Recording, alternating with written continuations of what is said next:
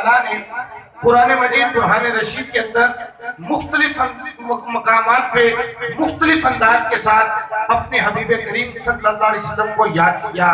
کہیں والضحیٰ کہا, کہیں واللیل اذا سجا کہا, کہیں چہرہ مبارک کی بات ہوئی تو والضحیٰ کہا, زلف عنبری کی بات ہوئی تو واللیل اذا سجا کہا, آنکھوں کی بات ہوئی تو ما ذاق البصر کہا, سینے کی بات ہوئی تو یاسین کہا, پیشانی کی بات ہوئی تو والفجر کہا. یعنی مختلف انداز میں مختلف القابات کے ساتھ اللہ نے قرآن میں حضور کو یاد کیا.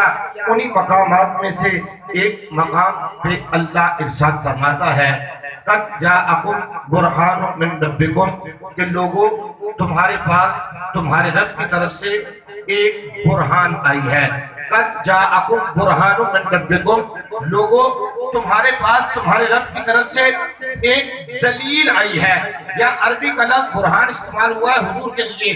تب علماء تفسیر نے اس سے حضور کی ذات مراد لی ہے کہ اللہ فرماتا ہے کہ اے بندو تمہارے پاس تمہارے رب کی طرف سے ایک برہان آئی ہے.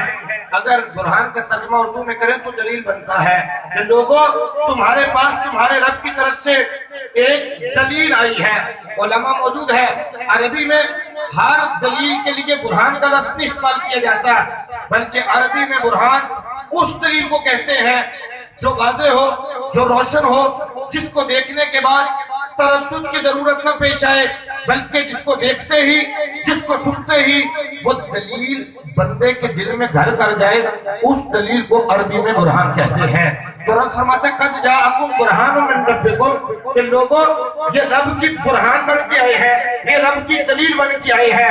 اب آئیے جس کو قرآن اپنی برہان کہتا ہے, جس کو رب اپنی دلیل کہتا ہے, آئیے صحابہ سے پوچھتے ہیں کہ وہ برہان ربی تھی کیسی, جس کو اللہ نے اپنی دلیل بنا کے بھیجا ہے, اللہ نے ان کو بنایا کیسا تھا. چونکہ وہ نبی رحمت بن کے آئے ہیں, وہ نبی آخر الزمان بن کے آئے ہیں, تو اللہ نے ان کو بے مثل و بے مثال بنا کے بھیجا ہے. جو رب کی برہان ہوتی ہے وہ باکمال ہوتی ہے, وہ لاجواب ہوتی ہے. اللہ نے پوری کائنات میں ان جیسا اور کسی کو بنایا نہیں ہے. لیکن یہ بات صحابہ سے پوچھتے ہیں جو حضور کی مجلس میں بیٹھنے والے ہیں, حضور کی صحبت میں رہنے والے ہیں, دن رات حضور کا دیدار کرنے والے ہیں, ان سے پوچھتے ہیں کہ رب کی جو برہان تھی, جو رب کی دلیل تھی, وہ کیسی تھی. آئیے جب صحابہ کی بات کریں تو سب سے پہلے حضرت عبداللہ بن سلام کی بات کرتے ہیں. حضرت عبداللہ بن سلام یہ کون تھے, کہاں رہتے تھے, کیا کرتے تھے؟ حضرت عبداللہ بن سلام یہ یہودی تھے. صرف یہودی نہیں بلکہ یہودیوں کے بہت بڑے عالم تھے, پڑھے لکھے اور مفکر قسم کے لوگوں میں ان کا شمار ہوتا تھا. آپ کہتے ہیں لوگوں مجھ سے پوچھو کہ میرے دل میں نور اسلام کیسے روشن ہوا. کہتے ہیں لوگوں میں کفر و شرک کی وادی کا مسافر تھا, میں اندھیروں میں بھٹک رہا تھا, میں اپنی زندگی کو برباد کر رہا تھا. لوگوں مجھ سے پوچھو میں صراط مستقیم پہ کیسے آیا, میرا دل جو ہے وہ کیسے منور ہوا, میں نے اندھیروں سے روشنی کا سفر کیسے کیا. کہتے ہیں لوگوں میں یثرب کا رہنے والا تھا, مدینہ منورہ کا پرانا نام ہے.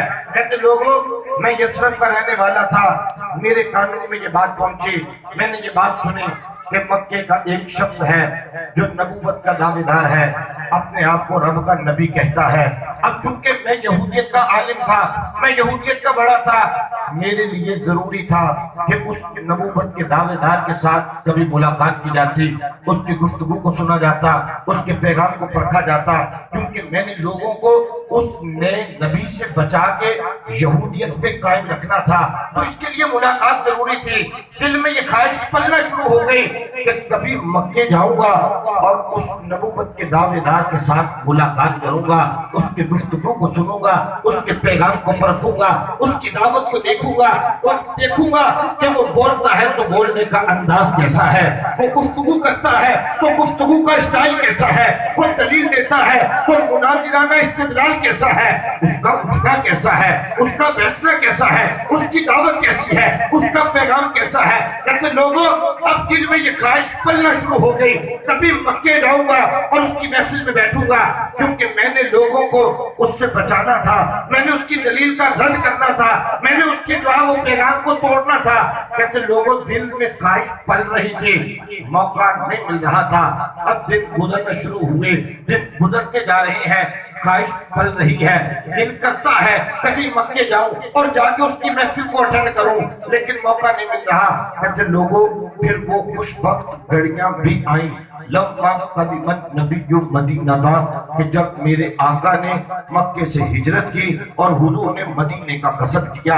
اب میرے کانوں میں یہ بات پہنچی کہ وہ جو نبوت کا دعوے دار ہے وہ مکہ چھوڑ کے خود چل کے ہمارے مدینے آ رہا ہے۔ میں دل ہی دل میں بڑا خوش ہوا، لو جی پہلے اس کے پاس جانے کو دل کرتا تھا، موقع نہیں مل رہا تھا، اب وہ خود چل کے آ رہا ہے، اب اسے قریب سے دیکھوں گا، اب اس کی گفتگو کو سنوں گا، اب اس کی دلیل کو پرکھوں گا۔ کہتے لوگوں میں مدینے کی سرحد پہ آگے کھڑا ہو گیا جہاں لوگ حضور کا استقبال کرنے کے لیے جمع تھے، میں بھی لوگوں کے درمیان میں آگے کھڑا ہو گیا، لیکن میرے اور باقی لوگوں میں فرق تھا۔ لوگ محبت کی آنکھ لے کے آئے تھے، میں تنقید کی آنکھ لے کے آیا تھا۔ لوگ فضائل دیکھنے کے لیے آئے تھے، میں عیب ڈھونڈنے کے لیے آیا تھا۔ لوگ ان کا ہونے کے لیے آئے تھے، میں لوگوں کو ان سے بچانے کے لیے آیا تھا، کھڑا ان میں تھا، لیکن معاملہ مختلف تھا۔ کہتے لوگوں پھر کیا ہوا؟ لما تبینت وجہہ، جب میں نے اس کے فتوحا کے چہرے کو دیکھا، عرفت، میں یہ بات جان گیا، انا وجہہ لیس بوجہ الکذاب، کہ بے شک یہ چہرہ کسی جھوٹے شخص کا چہرہ نہیں ہے۔ کہتے لوگوں ابھی میں نے اس کی گفتگو کو نہیں سنا، ابھی اس کی دلیل کو نہیں پرکھا، ابھی اس کے ہاتھوں کمدینوں کو کلمہ پڑھتے نہیں دیکھا، ابھی درختوں کو چلتے نہیں دیکھا، ابھی سورج کو پلٹتے نہیں دیکھا، ابھی میں نے جو ہے وہ چاند کو دو ٹکڑے ہوتے نہیں دیکھا۔ لما تبینت وجہہ، میں نے تو والضحیٰ کے چہرے کو دیکھا ہے، میں نے تو والفجر کی پیشانی کو دیکھا ہے، میں نے تو یاسین کے سینے کو دیکھا ہے، میں نے ما زاغ البصر کی آنکھوں کو دیکھا ہے۔ عرفت، میں یہ بات جان گیا، انا وجہہ لیس بوجہ الکذاب، کہ بے شک یہ چہرہ کسی جھوٹے شخص کا چہرہ نہیں ہے۔ کہتے لوگوں وہ کون سی دلیل تھی، وہ کون سی کتاب تھی جس سے سالوں کی یہودیت دم توڑ جاتی ہے؟ کہتے وہ ایک ہی دلیل تھی، وہ ایک ہی کتاب تھی، وہ جناب رسالت باپ کے چہرے کی کتاب تھی۔ میرا کام تھا ان کے چہرہ انور کو دیکھتے جانا، ان کا کام تھا دل کی گندگی کو مٹاتے جانا۔ میں دیکھتا جا رہا تھا، وہ گندگی مٹاتے جا رہے تھے، میں دیکھتا جا رہا تھا، وہ گندگی مٹاتے جا رہے تھے، میں دیکھتا جا رہا تھا، وہ گندگی مٹاتے جا رہے تھے۔ کہتے لوگوں جب میں آیا تھا تو کافر تھا، اب جب لوٹ کے جانے لگا تو مشرف اسلام ہو چکا تھا۔ روح مصطفیٰ وہ کتاب ہے جو محبتوں کا نصاب ہے۔